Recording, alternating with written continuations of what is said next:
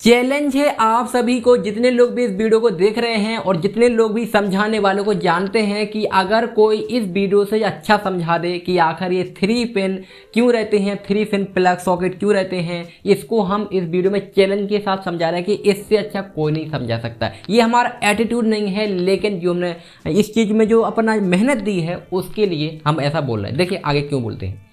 यहाँ पर हम आप कोई एग्जाम्पल लेते हैं। एग्जाम्पल लिया हमने एक फ़ैन का। यहाँ पर क्यों लिया फ़ैन का? क्योंकि अधिकतर घरों में पंखे कूलर ज़्यादा उपयोग होते हैं। हालांकि कई जगह एसी उपयोग होते हैं, लेकिन हम यहाँ पर इसीलिए फ़ैन का उपयोग ले रहे हैं क्योंकि नॉर्मली सबसे ज़्यादा पंखे और कूलर का उपयोग करते हैं। इसकी बजाय हम CPU या फिर अन्य इलेक्ट्रॉनिक्स डिवाइस का उपयोग, मतलब उसका एग्जाम्पल ले सकते थे, लेकिन हमने इसको पंखा कर लिया। पंखा अधिकतर उपयोग होता है और कूलर अधिकतर होता है। ये मेटल के बने हुए रहते हैं।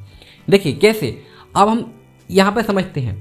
पहली बात तो ये, अगर हमें इसको पंखे को चलाना है या इस कूलर को चलाना है तो हम एक तो कर देंगे अपने वायर को न्यूट्रल से कनेक्ट और दूसरा कर देंगे इसके फेस से कनेक्ट। तो ये जो पंखा है हमारा ये चलने लगेगा, ये रन करने लगेगा और ऐसे ही चलता रहा था, अभी तक ऐसे हमारा चल रहा था।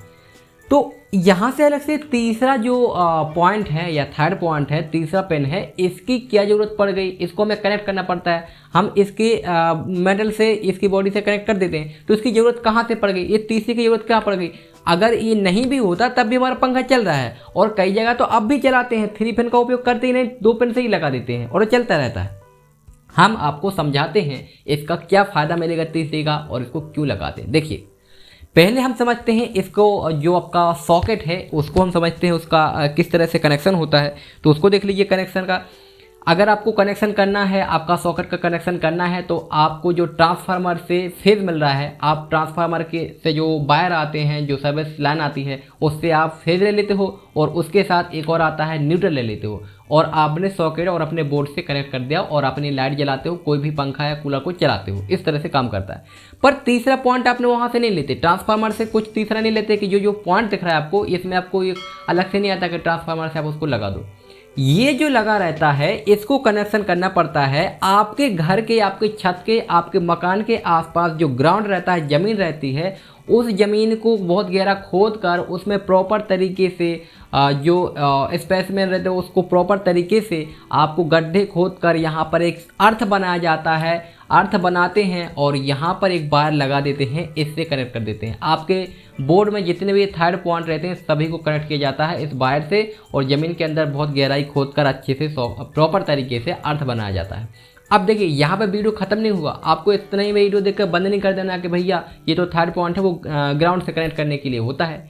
ग्राउंड से कनेक्ट तो कर दिया, लेकिन उसका हमें फ़ायदा क्या मिलेगा, उससे हमें प्रॉफिट क्या मिलेगा, ये तो हमें समझना भी बाकी है। तो उसको भी हम देख लेते हैं क्या मिलता है। देखिए अगर हम तीसरा पॉइंट कनेक्ट ना करें और पंखा 2 पॉइंट पे तो चल ही रहा है, लेकिन अगर मान के चलते हैं कहीं गलती से जो करंट का पॉइंट है, वायर है, गलती से इसकी बॉडी में, पंखा की बॉडी में अगर यहाँ पर कहीं से भी टच हो गया, या फिर इसके अंदर जो वायरिंग है वो कहीं अगर टच हो गया, तो ये मेटल का बना हुआ है, आयरन का बना हुआ है, स्टील का बना हुआ है, तो भैया पूरे पंखे में, पूरे कूलर में जो भी है, जो भी मशीन है, उसमें करंट फैल जाएगा। अब अगर करंट फैल गया और आप अगर गलती से वहाँ पर पहुँच गए और आपने उसको छू लिया, टच कर लिया, तो भैया एक लगेगा भाग धमाका, और आपका क्या हाल होगा, हमारा क्या हाल होगा, वो तो आप खुद ही जानते हैं। तो इसी करंट को रोकने के लिए, जो आपको करंट लग रहा था ऐसा, हाथ आप ले जाएं और अगर पंखे में करंट भी है तब भी आपको ये शॉक ना लगे, इसीलिए एक जो थर्ड वायर है वो लगाते हैं और हम बताते हैं कि कैसे करंट से बचा लेता है ये, इसको हम समझाते हैं। कैसे मान के चलते हैं, ये जो आपका करंट पंखे में जा रहा है, तो आपको जो तीसरा वायर है, ये जो तीसरा वायर है ये कनेक्ट रहता है। यहाँ पर देखिए ध्यान से, यहाँ जो तीसरा वायर है, ये जो मेटल है ना, ये मेटल, ये पूरे मेटल से ही कनेक्ट रहता है आपका ये तीसरा वायर। ये जो तीसरा वायर है मेटल से कनेक्ट रहता है, किसी मशीन के अंदर के जो तार है तो उससे कनेक्ट नहीं रहता। ये जो पूरा मेटल की बॉडी इससे कनेक्ट रहता है, ये तीसरा पॉइंट, और ये जाके चला जाता है यहाँ पर बोर्ड में, आपके तीसरे पॉइंट में। और यहाँ पर अगर करंट चला जाता है आपके पंखे के अंदर, ऐसे पंखे के अंदर चला जाता है, तब भी आपको करंट नहीं लगता है अगर ये तीसरा वायर लगा रहता है। तो क्यों नहीं लगता करंट, वो भी आपको दिखाते हैं क्यों नहीं लगता। इसीलिए नहीं लगता, एक बार फिर से सॉकेट को समझ लीजिए। आपने जो किया, फेज से फेज को कनेक्ट कर दिया, न्यूट्रल से न्यूट्रल को कनेक्ट कर दिया, लेकिन हमने बताया था कि आपको ग्राउंड से भी कनेक्ट करना होता है। जो ये तीसरा पॉइंट रहता है ये ग्राउंड से कनेक्ट रहता है, और ग्राउंड से कनेक्ट होने पर क्या होता है, देखिए करंट आया आपके पंखे की बॉडी में गया, लेकिन ये पंखे की बॉडी से एक तीसरा वायर कनेक्ट है, और ये जो करंट था वो तीसरे वायर के अंदर इस तरह से चला गया तीसरे पॉइंट में। और क्योंकि तीसरा पॉइंट आपका ग्राउंड से कनेक्ट है ऐसे, इसीलिए जो करंट है वो आपका तीसरे पॉइंट से ग्राउंड में चला जाएगा।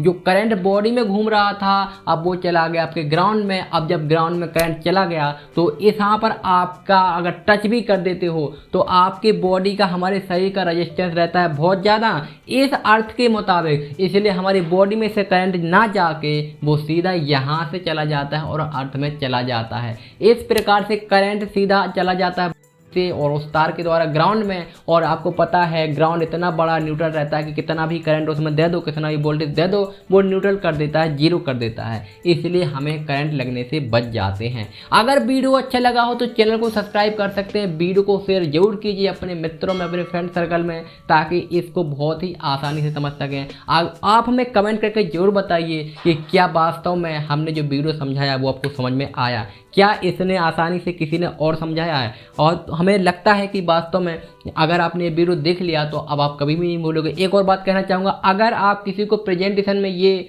प्रेजेंटेशन देना चाहते हैं तो डिस्क्रिप्शन बॉक्स में आपको लिंक मिल जाएगा, आप वहाँ से डाउनलोड कर सकते हो और आप प्रेजेंटेशन लगा सकते हो, दे सकते हो। मिलेंगे अगले ऐसे ही कुछ वीडियो में मिलते रहेंगे, इसलिए चैनल को सब्सक्राइब जरूर कर लीजिएगा ताकि आने वाले ऐसे वीडियो आपके लिए मिलेंगे।